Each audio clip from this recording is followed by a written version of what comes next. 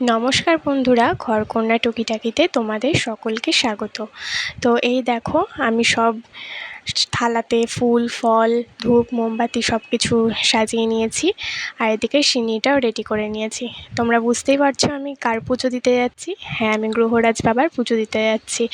আমি প্রত্যেক বছর শ্রাবণ মাসে চেষ্টা করি আজকের দিনটা মানে প্রত্যেক শনিবারটা পালার। প্রত্যেক শনিবারও যদি কোনোবার সম্ভব না হয়, একটি শনিবার করার।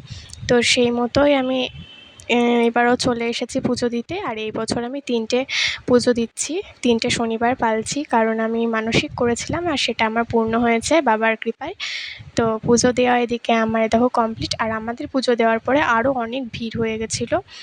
তো এই দেখো, এদিকে আমি এবারে মোম ধূপটা জ্বালিয়ে নেব। মোম ধূপটা জ্বালানোর পরে তারপরে বাড়ি চলে যাব। তোমরা কমেন্টে জানাও তোমরা কে কে বাবার পুজো করো, আর ভিডিওটাতে লাইক কমেন্ট শেয়ার অবশ্যই।